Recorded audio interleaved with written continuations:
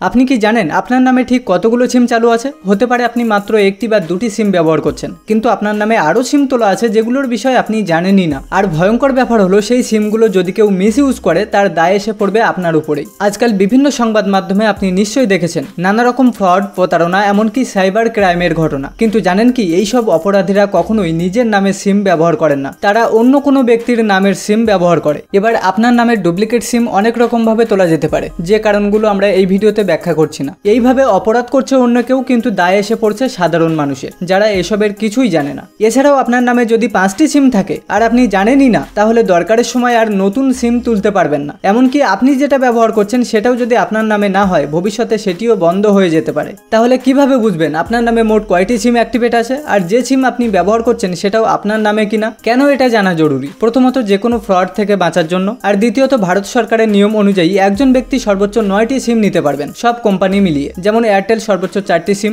জিও সর্বোচ্চ 5টি সিম। সেই কারণে যেগুলি আপনার নামে তোলা আছে কিন্তু আপনি ব্যবহার করেন না, সেগুলি এখনই চেক করে বন্ধ করে দিন। আপনি চেক করবেন এবং সাথে আপনার পরিবারের সদস্যদের, বাবা মা ভাই বোন, তাদের নামেও কেউ অন্যায়ভাবে সিম তুলেছে কিনা সেটাও একবার চেক করে নেবেন। কারণ আপনার নাম আপনার পরিচয়, এটা কেউ যেন খারাপ কাজে ব্যবহার না করতে পারে। সিম আপনার নামে আছে কিনা বা আপনার নামে টোটাল কয়টি সিম চালু আছে এবং অপ্রয়োজনীয় সিম বন্ধ করার জন্য ভারত সরকারের তৈরি sanchar-sathi.gov.in ওয়েবসাইটে চলে আসবেন। আপনাদের সুবিধার্থে এই ওয়েবসাইট লিংক আমি ভিডিও ডেসক্রিপশনে দিয়ে দেবো, লিংকে ক্লিক করে ডাইরেক্ট এই পেজে চলে আসতে পারবেন, অথবা প্লে স্টোর থেকে সঞ্চার সাথী মোবাইল অ্যাপ্লিকেশন ইনস্টল করে নিতে পারেন। দুই জায়গাতেই সেম প্রসেস। ওয়েবসাইটে এখানে সিটিজেন কর্নার সার্ভিসের মধ্যে 6টি অপশন পাবেন। এখান থেকে no mobile connection in your name অপশানে ক্লিক করবেন।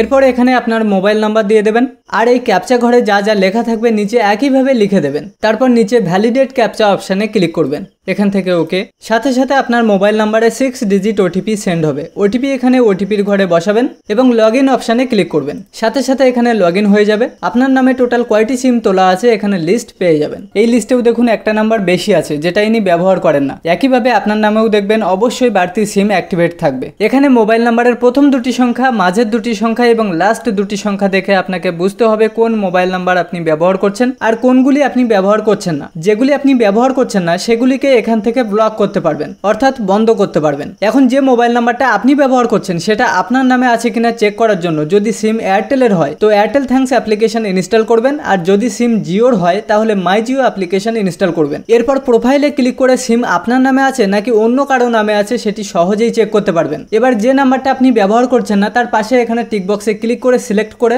নট মাই নাম্বার অপশানে ক্লিক করে নিচে রিপোর্টে ক্লিক করবেন, আবার ওকে করবেন।